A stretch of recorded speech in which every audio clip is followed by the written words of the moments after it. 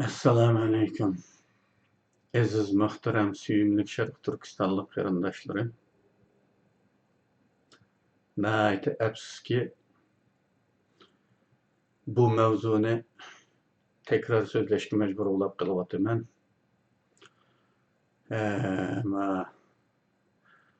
Bayamning yog'i so'zlasam, bu rekord qilinmabdi, elinmabdi. Hamda bayam bilan o'xshash so'z deyalandimi yo'q, uni bilmayman. Ko'rib turganingdek tema terrorning ta'biri va terrorizm haqida mutlaq.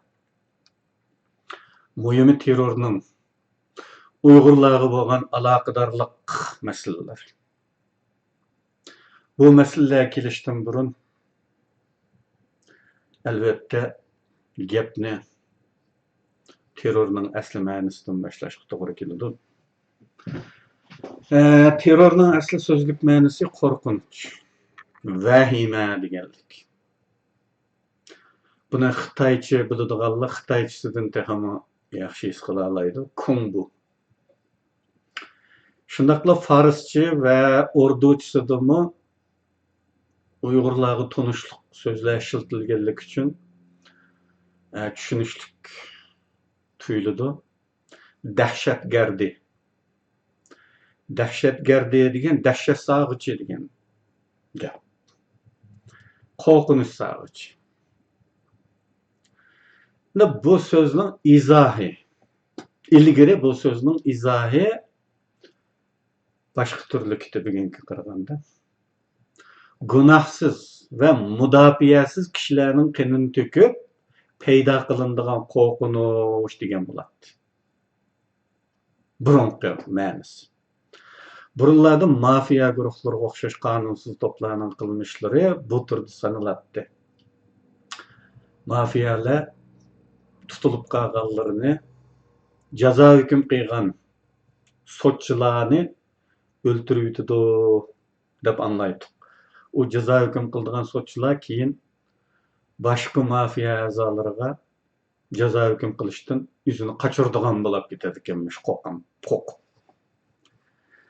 Dunyocha bilingan ba'zi terrorlik tashkilotlari bor. Janubiy Amerikada, hatto Yaponiyadan biri Qizil brigada deydigan tunilgan terrorlik tashkilotlari. Ama mushkullarda, bizning bugungi kunimizga kelganda terrorchilikning asli ma'nosida va prinsipal o'zgarishlar maydonga kelib qolmay, birlikka kelgan muqim izohimi bo'lmay qoldi.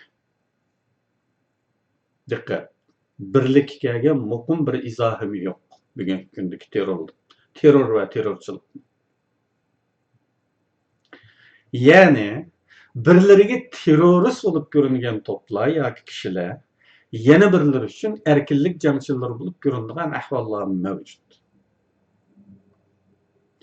Aslida bu mudofiyasiz, qurolsiz fuqarolar qartilgan qonliq voqealarni ko'rsatadigan bo'lsa-mu, bugungi kelganda hatto zo'ravonlar o'ktish kuchlarni qoralaydigan sifatga aylanib qilyapti.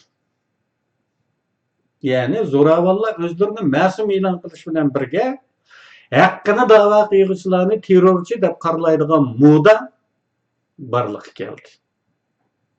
Buni bizdan o'rnak olib fikr yurgizsak ham nihoyatda aniq.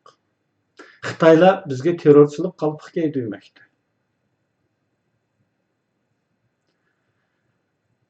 Xitoylar bizga bu qalpoqni kiydirib o'zlarini terrorning ziyonkashligiga uchragan ma'sum deb tanitmoqda dunyo.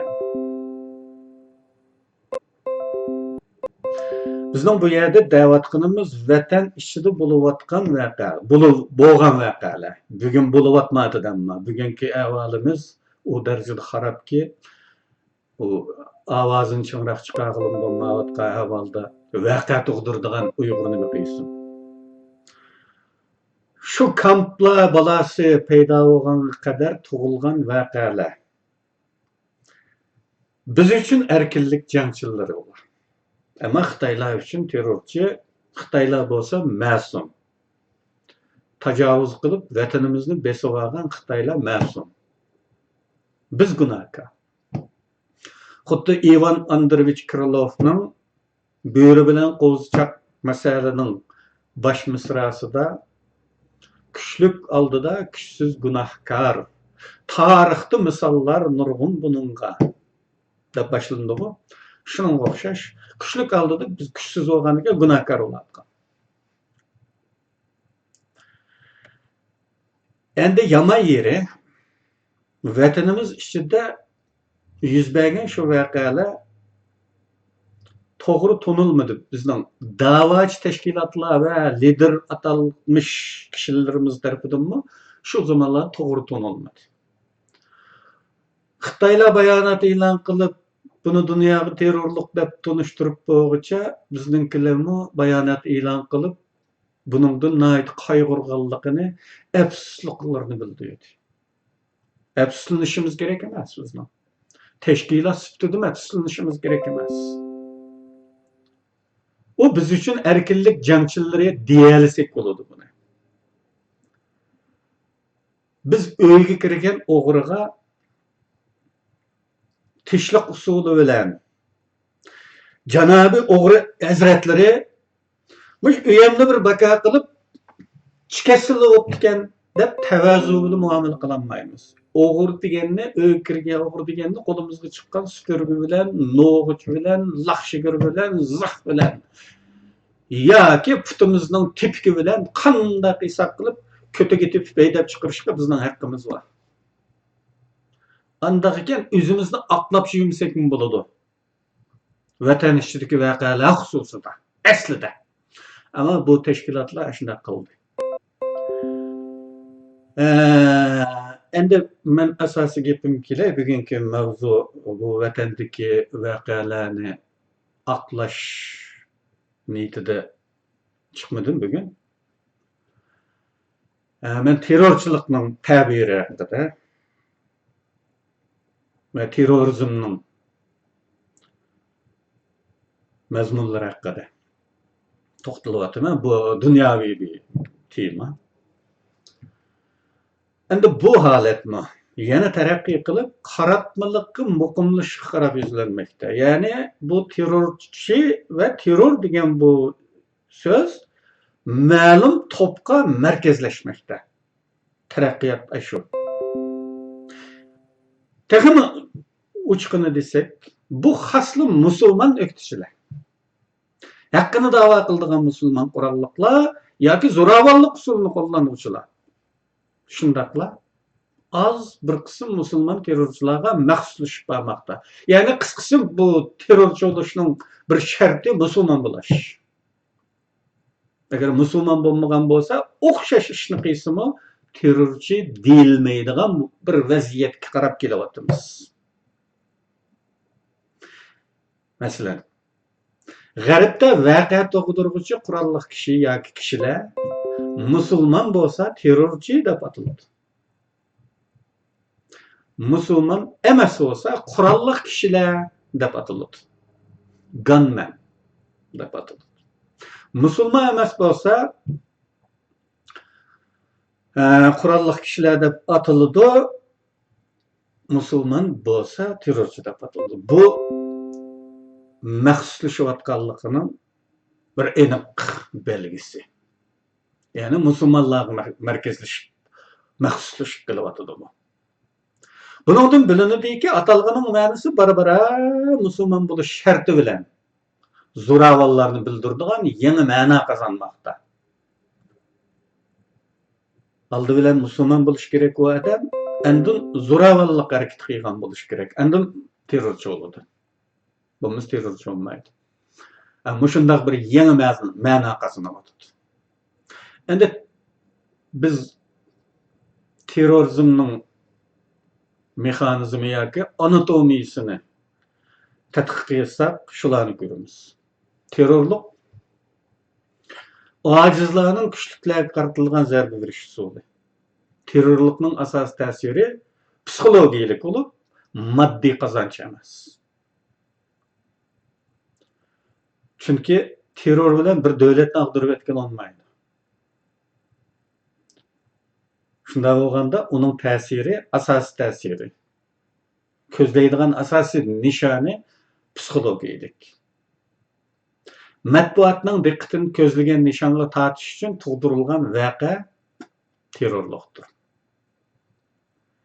Maqsad terrorni ta'sir paydo qiluvchi vosita sifatida qo'llanib, jamoatning kayfiyatini buzish, jamoatda yaratadigan ansizlik, vahima orqali xalqning hukumatga bosim ishlatishni qo'lga keltirish, matbuotda ko'zlangan masalani doimli kun tartibda tutish, jamoat fikrini mashg'ul qilish, jamoat fikrini yo'llantirish qatorliqlar maqsad.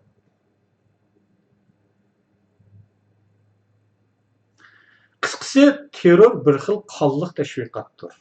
Biz tashviqot haqidagi videolarda bu vaqtda degandik. Terrorning tashviqot xarakteri aqlimizga darhol buni qonunsiz qurolli guruhlarla emas, davlat hokimiyatining qo'llanish ehtimoli borligini keltirdi. Buni ilgari ba'zi videolarda deb o'tgandim.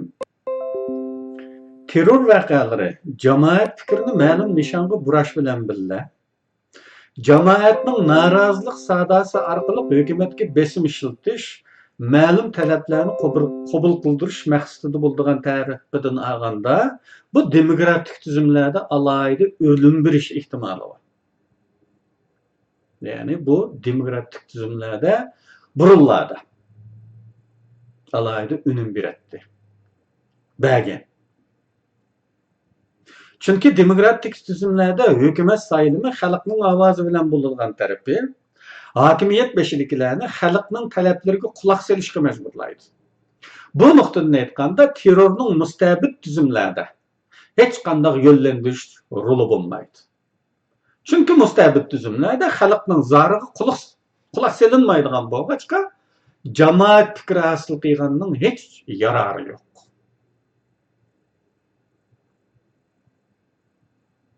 Hamda terrorning jamoat fikrini yo'llantirish xarakteri yoki tashviqot xarakteri nuqtasidan o'zimizning vaziyatiga birlashtirib tahlil qilsak, terror tufayli Xitoy nufusining yarmi tugab ketgan, Xitoy xalqi namoyishlarni qilib, hukumatga bosim ishlatib, "Ya shu xalqning tuprog'ini berib, beshimizni saqaysanglarchi" degan taqdirdami, mustabidlikda xalqning ovozi quloq solinmaydiganligi nuqtasidan aytganda, bu terror voqealarining hech qanday roli bo'lmaydi. Xitoylar shaxslar sifatida qo'rqib qochadigan ishlar yuz berishi mumkin. Ammo bu qochishma zo'rlik kuch bilan to'sib qilindi. Keçmişimizde bo'lgan 5 fevral G'ulji qatliamidan keyin shu voqeada Xitoylar qochgan. Ammo 3 yildan 5 yilgacha qamoq jazosi hukm qilindi degan qonunni chiqarib, darhol bir patvan chiqib qonun deganni chiqarib degan chiqdi bu Xitoy uchun. Chiqarib Xitoylarni turib qilishga majbur qilgan. Men ilgari bu temada qisman to'xtalganman shu shunga o'xshab ketadigan mazmunda. Xabaringlarda istixborot va terror o'yinlari. Yani bu videodan bor, kitobda maqolami bor bu vaqt. Har qanday terror bo'lgan joyda istixborot faoliyati mavjud. Agar bir hokimiyat birlarini nafratga nishon qilmoqchi bo'lgan bo'lsa, terror faoliyatini o'zi tashkillashi mumkinligini mana shu burungi yozmishimda deb o'tgandim. Vatanimizda yuz berganligi aytilgan bir qism terror voqealari haqiqatan bizning imkonimizni oshgan turda bo'lib, bularni Uyg'urlar qildi deyish haqiqatan ishonchsizdir. Bu ilgirki gap. Kamp balasidan keyin o bizning nafas og'idagi ahvolimiz bo'lmavasi, voqea to'g'ridagi ahvolimiz nima ish qiladi? Uning oldidagi voqealarni demoqchi. Buningga Uyg'urlarning o'zini ishontirish oson emas. Chunki imkonlarimizdan qanchalikligi hammadan o'zimizga ayon. Serenkalimiz desak bizga chaqmoq setib bersa, pichoq olamiz desak 6 yerni to'nishtirish kelsak, uningga barkod qo'ygan pichoqni sotsa, nim bilan terrorchilik qiladi Uyg'urlar? Bunda imkon, bo'shliq yo'q. Ammo chet elliklarni ishontirib bo'ladi. Ma'lum darajada, ma'lum tuvan tabiqadagi siyasetdan uzak, o xalqaradagi o başqa davlatning ahvollari mustabidlikka Allah qizil terror qaplagan Xitoy hukmronlik sharoitini tasavvur qilolmaydiganlar. uni o'zininki sharoitiga o'xshash deb tasavvur qildigan yoki mustabid degan teşvikatlikini anlaplam ameliyat qanchlikligini bilmagandikan shu o'zi yashayotgandan biroz chin bir sharoitni ko'z oldiga keltirdilar. Unda bo'lgandan ular bu sharoitda qurolga erisha oladi. Xohlagan vaqtda xohlagan qurolga erisha oladigan va xohlagan yerga berib xohlagan yerda tura oladigan bu sharoitni ko'z oldiga keltirib rasmiga deb o'ylab qoladi. Bizning mahalladan mahallaga borolmaydiganligimizni bilmaydi. Ma'lum darajada ishontirish mumkin. Bugun dunyoda asosiy iqlimga aylangan islom terrorizm modisi Xitoylar uchun oltindek bir fursat ato qildi. Bizni yo'qotishga. Davlat ichida kichik ko'lamlik ba'zi terror voqealarini o'zlari planlab, amaliyleştirgan bo'lsa-mu, xalqaro muxbirlarni muhitimizni cheklab turdiganligi. Chet el muxbirlarini cheklaydi-ku. Bu ishlarda chet elliklarning guvohligini imkonsiz qildi. Bu voqeaning ustida bir chet ellik yo'q. Faqat Xitoyning tashviqotidan anglaydi chet elliklar. Bu sebepten Şarkı Türkistanlıklarının teröristligi Xitoylarning terrorning ziyniga uchrayotgan ma'sumligiga xalqaro jamoatni ishontirish oson emasligi amaliyot edi. Buningda chet elliklar bevosita ko'rib, bevosita guvoh bo'lish ehtimolligining bo'lmasligidan boshqa kommunistlarning yolg'onchiligi, tashviqotdagi ustunligi nazarda tutilgandimi, dunyo jamoatining faqat eng tuvan qatlamdagilarni ishontirishga bo'lsa-mu, hokimiyat beshidagilar xalqaro munosabatlarni anchamuncha tushunadiganlarni ishontirish asosan mumkin emas edi.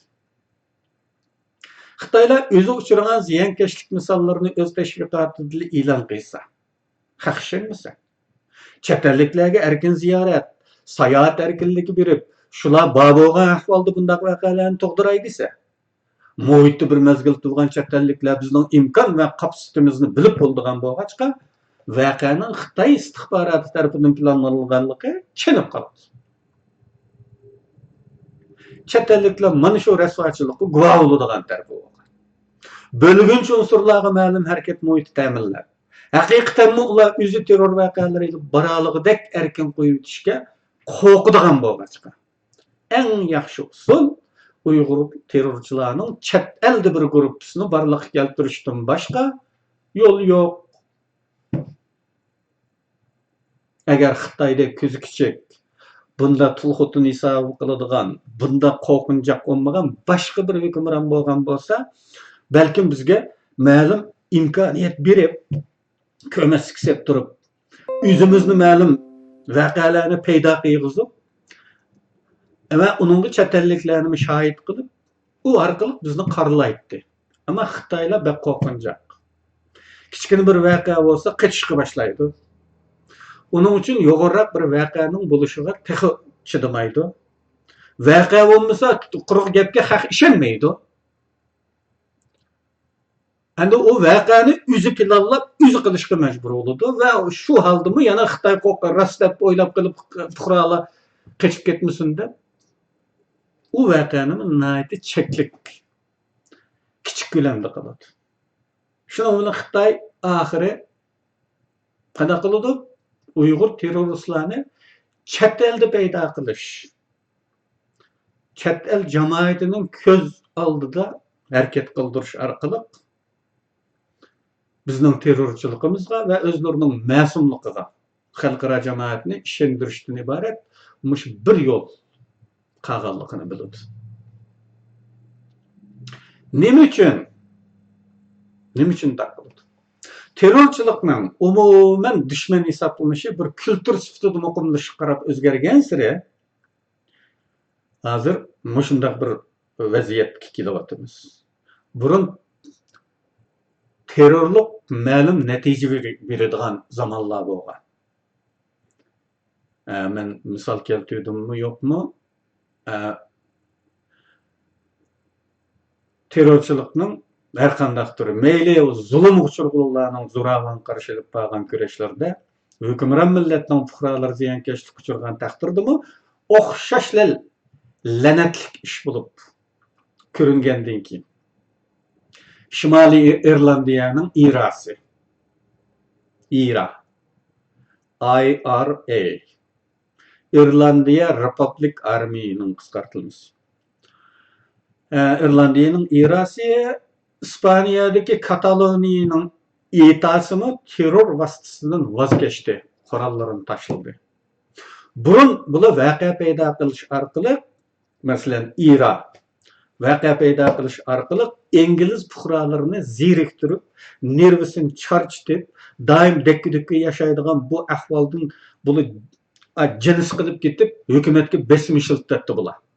Ya şunun deginini berib bitibmi, biz bizni beşimizning ag'riqidan saqaytqina talashmay deydiganga majburlash uchun qilinadi. Va ma'lum natijalarni bergan bu voqealar. Hozir bugungi kelgan vaqtida mayli u qancha haqli bo'lgan taqdirdami la'natlanadigan bir ish bo'lib umumlashyotadi. Yeni bir kültür hosil bo'ladi dunyoda. Terror orqali insonlarda hissiyotchilik qo'zg'aldi. Hukumatni ma'lum talablarga ma'qul qilib bo'lmaydigan. Dal aksicha hukmronlarni ma'sum ko'rsatishda oltindek kuzur bo'lib xizmat qiladigan bir vaziyatga kelindi bugun.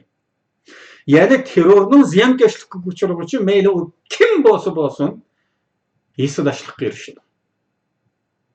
Terror voqeasini paydo qilguvchi yoki paydo qilguvchi deb qaralgan to'plar la'nat uchraydi. Bu xil kayfiyat hukmron guruhlar uchun nayt foydali jamoat fikri qo'zg'ash, jamoat fikrini yo'llantirish kuzuri bo'lib xizmat qilmoqda. Bundan oltindek kuzur uchun qanaqa qiladi? O'zining istixboroti orqali voqea paydo qiladi. Andın o'zining ma'sumligiga xalqni ishontirdi. Haqiqatan terrorchilar bo'lishi mumkin. Ammo istixborot tashkilotlari tarafidan planlanib, shu millatning odamlariga qildirilayotgan ishlar bor dunyoda. Bugungi dunyoning eqishga tushgan bu xil qarash formasi aqllarga darhol shuni keltirmay qolmaydi. O'ylanglar. Agar men bir hukmron bo'lsam, mening yo'qotishga tegishli dushmanlarim bo'lsa, ammo dunyo jamoat fikrini o'zimga qarshi qilmay turib, aksicha ziyonkashlik uchraguvchi ma'sum sifatida ko'rinib turib, bu dushmanni yo'qotish uchun nima qilsam bo'ladi? Albatta, eqiyotgan moda bo'yicha dushmanlarimga terrorchi qalpoq kiydirishim, buningga dunyo afkorini ishontirishim kerak bo'ladi. Mana shu muddao planga ko'ra Uyg'urlarning o'zidan jihatchilarni yaratish ehtiyojidan ilgari Pokistonda mavjudligi hikoya qilinayotgan atalmish Islom partiyasining kampusi borligi keltirilgan. Men bu vaqt so'zlasamda bir muncha qarindoshlarim menga qarshi hujum qilishga boshlagan. Tahdid xatlari yetganlar balkim bu haqiqiy dushmanning ishi. Men taniydigan bolalar bo'lsa deyishib so'zimni rad qilishga uringan. Men o'nlarcha qatam bundaq bir guruhni barpo qilish uchun birla odam kifoya. Ya'ni Xitoyga xizmat qiladigan bir odamlar bo'lsa, beshida kifoya. Har bir a'zoning Xitoyning odami bo'lishi kerak emas deb rejuqtiranmagan. Bizning sobiq bosh ministrimiz İsmail Chingizdek 40 yillik da'vogar, o'zini 42 yillik da'vochi deydigan siyosiy qarqusaqlar g'arazlik yoki qarqusaqlikdan mana mujohidni munofiq dedi deb qarchaplashga tirishgan. Yana shuni deb qo'yay. Xitoylarning tashviqot ehtiyoji uchun xizmat qiladigan bunday bir to'pni barpo qilish bir istixborot tashkiloti uchun qiyin emas. Hech qiyinligi yo'q. Bo'libmi bizning xalqimizdek qarg'i e'tiqodli. Ya'ni o'zining e'tiqodining mohiyatini tushunmaydigan qarg'alarcha e'tiqod qiladigan bizdek bir millatni. şeker yaltılgan zemberek ok formasida Allah, Allah deydigan çümperdiski urusula xalqimiz Xitoyning aqisidan ketaveradigan bo'lg'achqa aldashga bek kuch ketmaydi. Allah, Allah degan Allohning nomini suiiste'mol qilsangizlar, bizning xalqni aldash oson. Onun uchun men necha qatim dedim, bizning shu mujodil harakatimizda, Sharq Turkistonning mustaqilligi harakatida dastlabki sarankini yoqadigan, dastlabki uchqunni, dastlabki yolqinni chiqaradigan, eng dastlabki guruhlarni hosil qilib Xitoyga qarshi kurash boshlay oladiganlar bizning diniy toifimiz. Nayte afsuski, bizning bu azatlık hareketindeki en çok içki tosalgımız mı dini taifimiz. Yani aç küçük gruppadan keyin terakki kılanmaydı. Onun keyinkiga siyaset bilmegendiken, başka hiç kimini bilmegendiken, onun aklı yetmeydi. Aç betillah, tök bilen kalıdı. Onun keyin fakat putlaşıdı dep öttüm ben nurgun kettim. Belki bununla nurgullar açık geldi bunda desem. En çok içki tosal. 20 yılının aldıdı mı?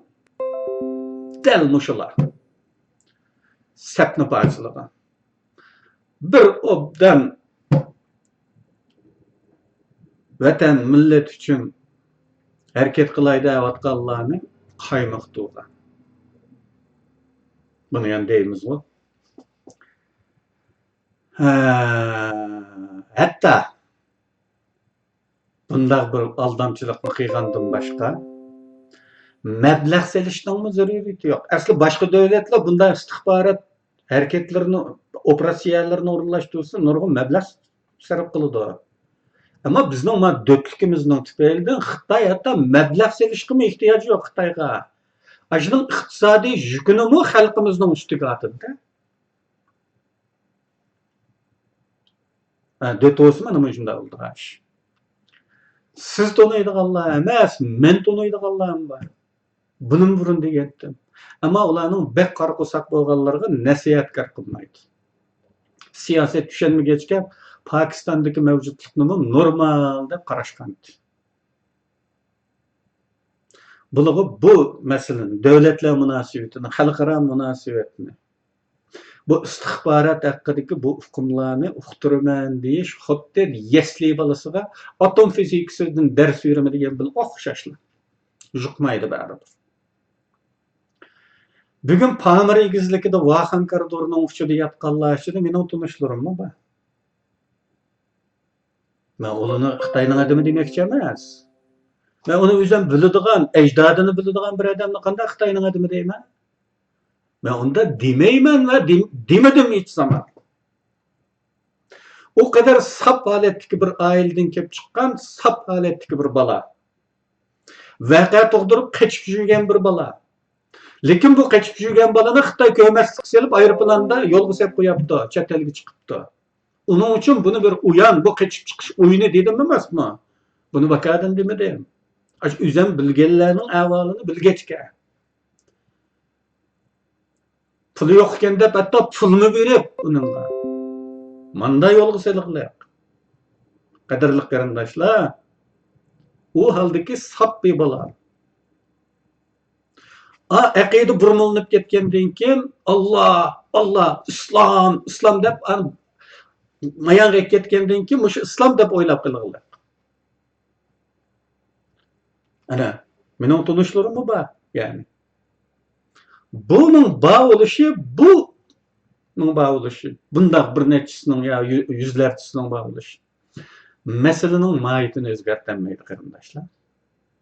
90% sap niyet, aq көңіл, g'ərəzsiz balalardan təşkil tapqanlığına qılçı güman qılmayman. Amma bularning qo'lidan nima keladi o'ylanglar. Buyruqqa bo'ysunishga majbur. O'rgatilgan aqidami shu? Amirga itoat. Qaranglar. İtiqaddaki bizga foydali bo'lishga tegishli nuqtalardanmi dushman qanday ustulik bilan foydalanadi? Men bilan aloqada bo'lgan ba'zi mujohidlarning o'qishimcha Suriyadagi men bilan aloqada bo'lganlar bor. xat yazıp sual so'rayotganlari bo'ldi. Ashlarni o'qishimcha, taki Pokistondagi davridan sapti bo'lgan 17 yillik bir mujohidni faqat gumonliq savollarni so'ragani uchun yo'q deb aytgan. Nima so'ragani u?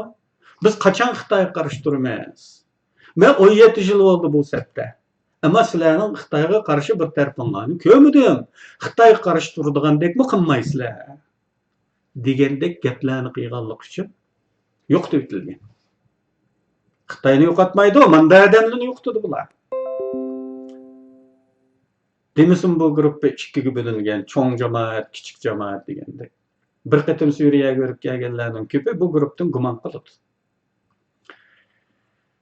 2005-yili yozda shu chaqlarda Havay Universitetida professor va Amerika Cumhur Raisining Sharq Turkiston masalasi bo'yicha maslahatchisi bo'lgan Drew Gladney degan kishi Toronto York Universitetida taklif bilan leksiya so'zlashib kelgan. Uyg'urlar haqida, Sharq Turkiston masalasi haqida leksiya so'zlagan. Xabar topgan Uyg'urlarni bu leksiyaga qatnashgan. Qatnashinglar deb chaqirgan bizni. Shu chaqda Drew Gladney Pokistondagi Islom partiyasi haqida to'xtalgan. Hasan Mahsumning rasmi bu partiyaning torbat rasmi qatorliqlar PowerPoint orqali ekranda ko'rsatilgan. Kamini shu chaqda sizningcha bu guruh Xitoy istixbarotining terrorligimiz haqida dalil ishlab chiqaradigan o'yini emasmidir? Siz buni Uyg'urlarning o'zining ishi deganga qanchalik ishonasiz deb so'ragan. Drew Gladney bu savoldan bekma mamnun bo'lgan holda ko'rilayotganlardan mushundaq ehtimollikning borligini har kim faraz qiladiganligini degan. Shundaqla o'zining buni Xitoylarning istixborot o'yini degan qarashga bekrak moyil ekanligini bildirgan. Endi bu topning foydasi haqida azdan to'xtalib baqaylik. Aslida bu topga berilgan burmalangan islom eni bo'yicha vatan deb o'lsa shehid bo'lmaydi. Millat deb o'lsa shehid bo'lmaydi. Aşı 20 yılning oldida bozorga selingan bu. Ashunda qilib sapni parchalagan bular. Bolalarning kallasini aylantirib, biz tarafda bo'lsang jannatga biz yo'l xitini biz yezib birimiz, a tarafda bo'lsang jannatga kirolmaysan deb qaymoq turib sapni parchalagan. Mana bu turdagi g'alati aqida bu. İslamning mohiyatlik masalalariga emas, sunnat, hatto mustahab ishlarga eslab oladigan faqatlar rajoh to'g'ri bo'lmaydigan turdan deydi. Şuna ilgili Hasan Mahsumning topida bu qarash hukmron bo'lib, Alloh bizni jihad qildingmi deb so'raydi. Sharq Turkistonni nima uchun ozod qilmading deb so'ramaydi degan gaplar bilan asosiy diqqatni dunyoviy islom tarafga tortgan. O bolalarning kallasidan Sharq Turkistonni ozod qildim deydigan butun hukmni yuyib tashlagan. Bu topdagilar Sharq Turkiston deganni tamoman unutib, Turkiyani ozod qilaman, Saudiyani ozod qilaman, Oqsaroyga bayroq qadayman degan laplar bilan o'zini aldab o'tgan. Eynek degan kitobni o'qiganlaringni eslanglar. Eynek degan kitobda uni men yutug'ilib tepib, o'zimning kallasiga kelgani bo'yicha yozib qo'ygan nimalar emasdi u. Aşınındaki bazı makaleler şu çağda körülgen. Ameliyatimizde aldığımızda putlaşkan siyasi hata meselelerine cevap veriş züruriyetiyle yazıldı. Aşını okusanlar şu vakti ne kadar bimane laplarının oturduğu kezgellikini körüsüler. Hatta bu adamlar bu yer şarida yaşavatkan adamlar bu ya taşkı planetten kep kalgan adamlar mı de heyran kalgıdek insanlarımız olgan. Yanıma bizning xalq ashundaqlining keyiniga agishadigan gap. Ilgari Hasan Mahsum to'pi bilan bugungi Suriyadagi to'pning nihoyat ko'p o'xshashligi bor. Qarindoshlar. Bu o'xshashliklarni selishtirib bakinglar. İchki urushni jihad deb bolalarni aldash bu o'xshashlikning birisi.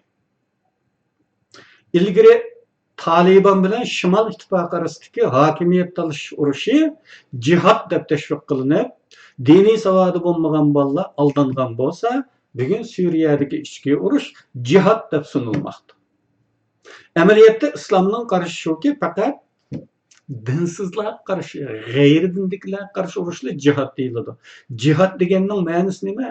Jihadning inglizchada holy war, xitoycha Shinjan, muqaddas urush degan gap. Bisi bilan urushsa muqaddas urush bo'lamda. Hatto bu shu haldiki, bu jihad masalasi bir taraf haqancha fosiq musulmon bo'lsa-mu, yana bir taraf 100%lik musulmon bo'lib ketgan taqdirdami, bu ikkisi orasidagi urush jihad olmaydi. İslam bunday urushni fitna urushi deb ataydi. Buni jihad deb xalqni aldayotganlar islomning yuziga qora sulayotganlar. İslamga haqorat qilayotgan bo'ladi. İlgari Afg'onistonda aldangan ba'zi bolalar aldanganlik uchun jihad farzini ado qiladigan kishiman deb oldingi safga kelishganlarida namoz vaqti bo'lishi hamon yetishmalar to'xtab, her ikki tarafdan azan ovozi yangraganligini deyishadi. Ular dastlab ajablanib, ikki tarafdan azan chiqyotdi-ku deyishganda, ish beshidagi aldamchilar ularga tahdid solgan. Tog'dan tushganda har ikki tarafdan azan oldim desang, 5 kun kesiladi. Chunki qarshi tarafdagilarni kofirlar deb aldamchilik qilinayotgachqa, aldamchilikning echilib qolishidan ensirimiz bo'lmaydi. Bugungi kunda ahvol o'xshash. Ya'ni Suriyani ma'lum bir tarafni, Suriyadagi ma'lum bir tarafni aniq kofir top deb ko'rsatamsiz. Hatto hukumat kuchlarini Hükümet kuchlarının ishidimi, askarlarning yerimidan chiqib musulmon. Chunki hamma to'plarda musulmonlar bir dashqaynoq vaziyat bor Suriyada. Ko'zingizni yumib olib assangizmi, shuna yumib turib assangizda bak. Xitoyga tegadigan aniq yerda mushunda aniqsiz bir yerga dushmanimiz deb keldingiz emasmi qarindishim? Men shu chaqda Ashiyaliqqa 97dan 99gacha bo'lgan Ashiyadagi butun dunyoni azab qiladigan bizning qahramon apandilarga shu chaqda shunda degandim. Dunyoviy islommi ma'qul. Unga qarshi emas. Ammo oldi bilan bir mamlakatni qutqizib, ana shu yerda kuchayib, zo'rayib, taraqqiy qilib, andan boshqa yo'g'on ishlarni o'ylasak o'ngroq bo'lmamdi deb qaqshab, ularning ko'ziga dushman ko'ringan.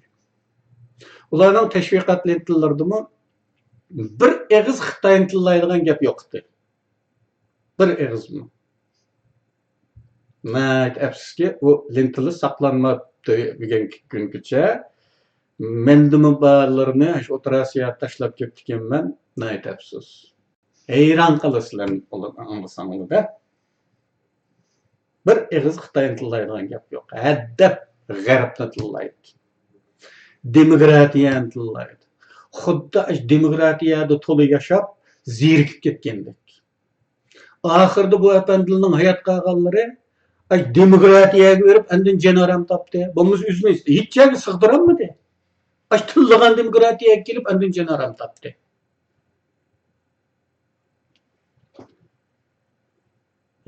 Qanday qiladi shunday qilmayamda? G'arbni tillamay, demokratiyani tillamay nima qiladi bu? Chunki sizib berilgan yo'l shu. Xitoyga emas, g'arbga dushman bo'lish orqali dunyoning diqqatini chekish, g'arbning ko'ziga petish, Suriyadagilarmi dastlabda ana shunga o'xshash aqida deydi. Suriyadagilarmi vatanda shiyit olmaydi, millatda shiyit olmaydi. Padisda. Sharq Turkistonga Xitoyga qarshi jihad qilish deydigan bir dadi yo'qdi. Jihadni shu yerda qilib, Suriyada qilib, shu yerda jannatga yo'llanmoqchi edi. Biroq gumansirgan savollarning ko'payib ketishi, topning bo'linib chiqishi qatorliq omillar qarshisida chorasiz qolgan cho'nglar taktikasini o'zgartirib, aldamchilikni yangi uslub bilan davom qilishga majbur bo'lishdi. Suriyada faqat mashq qilgani keldik, cheniqish o'rganish uchun. Mahorat o'rganib bo'lib, Sharq Turkistonda Xitoyga qarshi jihad qilmaymiz deydigan bo'ldi. Bu gaplarni rost qilish uchun bir bilik odamni Vaxankardurga yo'lladi yoki bu xo'jayinlarning ko'rsatmasi bilan bo'ldi. U yerda Xitoyga tahdid bo'lib turarmish. Xitoylar Uyg'urlarni xalqaro islom terrorizmining bir parchasi qilib ko'rsatish uchun ilgari Talibanga bog'lagan. Buning xosiyatida Amerika ularni terror tizimiga kirgizgan. Aslida shu zamondagi bir siyosiy ehtiyoj tufaylidan Xitoylarning mush talabini qabul qilishga majbur bo'lgan. Chunki Amerikaning Xitoyga qabul qildirishi zarur bo'lgan bir talabi bor edi. Endikisi Suriyada Daeshga bog'lab izohlash uchundir. Bugungi kunlar. Xitoylar ko'zlagan maqsadlarga yetdimi? Menimcha muayyan natijalarga erishdi. Amerika siyoset olimlari yozgan ba'zi kitoblarda Xitoy va Rossiyadagi cho'ng davlatlarmi terrorning ziyonkashligiga uchrayotganligi tilga olingan. Terrorning ziyonkashligiga uchratibdi Xitoy. Bizning Uyg'urlarni Elqisaren setib ololmay chaqni qoladigan, pichoqlarga barkod qo'yib ashxanda ishlatgan pichoqni ololmaydigan Uyg'urlarning ziyonkashligiga uchrayotarmish Xitoylar. Mana shu darajadagi tuhmatlarni to'qib kelyapti Xitoylar. Mana shu tuhmatlarni hech qizarmasdan, hech tavonmasdan o'zini da'vogar degan ba'zi kötüpok adamlar taraftarlık qildi shuningga.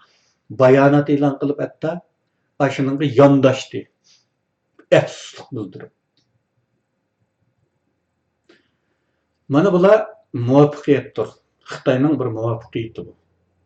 Ya'ni dunyoga ma'lum darajada qabul qildira oladi degan gap. Masalan, hukumatlar, davlatlar Xitoylarning aşı deganlarini senin gipin işengen olan da lafzı sen bir yalgancı bizmisin diyemeydi. İşengen bulup körünüşke mecbur qarindoshlar. Çünkü devletler münasibette de, xalqaro münasibette diplomatik nazokat deydigan bir prinsip var.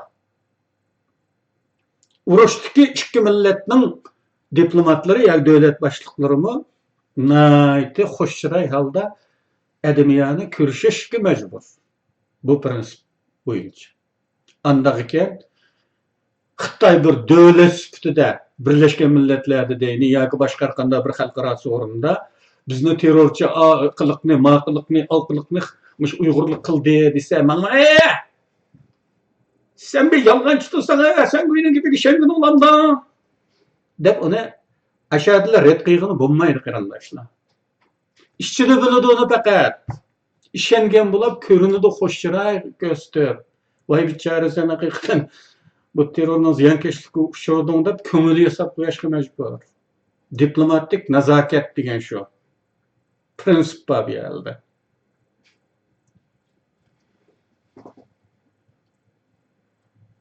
Gerçi növbette xalqaro jamoat fikri butunlay qaymoqib, Xitoylarning kutganidek bo'lib ketmagan bo'lsa-mu. Xitoylarning qo'lida terrorchiligimizning dalili sifatida shunday bir kozur, anda bir top bor yani. Bir kamp, bir top, bir jamoat, nima deb atsak atayli, bir kozur Xitoy uchun.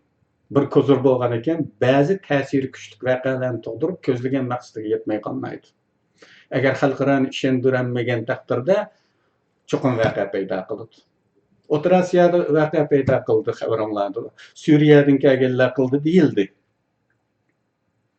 Uning oldida yillar avval men u vaqtda degandim. Buni O'rta Osiyoga yo'tkab, O'rta Osiyoda harakat qildirishi mumkin degandim, esinglarda bordir. Maqolalarimda degan. Xo'sh, buning bizga bir foydasi bormi? Mush to'pni. Menimcha bizga ma'lum bir kuchlik davlat orqa chiqqan taqdirda bu tayyor kuchni o'zgartirib tashkillasak, foydali bir kuchga aylanishi mumkin. Agar biror davlat orqa chiqmagan ahvolda ularni o'zgartirib tashkillash, bo'libmi diniy aqida jihatdagi burmilishni tuzaltishning imkoni yo'q. Agar ular boshqa bir jumani so'zlayman deb oldiga borsangiz o'ltirib yutadi, uni Xitoyning bunini qantanmagan bilan sizdekilni o'ltirib yutadilar. Ayliqi savol so'ragan odamni yo'q qilib yutibdi-ku. Shunday yo'q qiladi. Shunga orqangizda bir davlat bo'lishi kerak. Shart bu. Mayli qandaqla bo'lmasin, qurol ishlatishni o'rganib olgan. Bu bir to'p odamning to'g'ri harakatlarda bo'lishi uchun hech qanday sharoit yo'q. Bugun tashqi shartlar uyg'un emas. Ya'ni bu xalqaro shart, ichki shartlar texmi uyg'un emas. Hozir Vaxanda turayotganlar asosan Xitoylarning changilib turayotgan bilan o'xshash bo'ladi. Bunda deb ishonda uyg'un olmaydi buni. Pokistonda tug'ilgan sening qag'liq tug'ilgan bilan o'xshash emasmi deb ishondiramadik bu yillarda. Chunki Xitoy hukumati Afg'oniston hukumati bilan yaqin munosabatda. Afg'on hukumati Shanxay hamkorlik tashkilotining kuzatuvchi a'zosi. Xitoylarning Taliban kuchlari bilanmi 20 yilning oldida muomalasi bor edi. Bugungacha yoshirin aloqasi davom qilib kelmoqda. U holda Vaxandagilarning mavjudligi Xitoylarning ra'yiga bog'liq. Agar Xitoylar ularning mavjudligini tashviqotlar uchun destek omili deb qaraversa, toki Xitoylar lozim qilmagan muddatgacha ular mavjud bo'lib turadi. Agar Xitoylar ularning lozim qilmadi deb qarasa, ular mavjudlikdan qoldiriladi. Shunisi echinishli bo'ladiki, ular Xitoylarning qarsini ko'rmasdan yo'qoladi. Bunda desammi, nurg'un odamlarning achchig'i keladi. Qo'lida qurol tursa, hech bo'lmaganda biz ko'ramiz Xitoyni qanday otadi u. Xitoyni ko'may yo'qoladilar. Qarindoshlarim, u qanchalik odamlar ular? 40-yillarni aslanglar qarindoshlarim. Bizning 40 ming kishilik muntazam armiyamiz qanday yo'qoldi? Urushda mag'lub bo'lib yo'qoldimi? Qirilib ketib tugab ketdimi? Mushu Shiraning ustidagi kelishimlar, imzolar bilan yo'qolib ketdi. Nimishqa bu yo'qolmaydi? O kadar armiya yo'qoladi, buni qanday yo'qolmaydi? Vaqt kelish bu vaqt masalasi faqat. Qarindoshlar. Suriyadagilar qanday bo'ladi? Suriyadagilarning ahvoli bir qator murakkab bo'lib, Suriyada taraflarning ko'pligi bu murakkablikni keltirib chiqargan omil. Agar Xitoylar ularni keraksiz deb qaragan taqdirda, ularning yo'qolish jarayoni bir qadar murakkab bo'lishi mumkin. Chunki ularning bir turkumi itoatdan chiqib, jamoatdan ayrilgan. Shundaqla bu yerdagi Uyg'urlar o'xshamagan to'plarga bo'linib ketgan. Shu Xitoylar bu yerda ma'lum darajada kontrollikni yo'qotib qo'ygan deyishga bo'ladi. Cho'ng jamoatdan boshqa. Ammo bu deganlik, ularning Sharq Turkiston uchun ma'lum foydasi bo'ladi deganlik emas.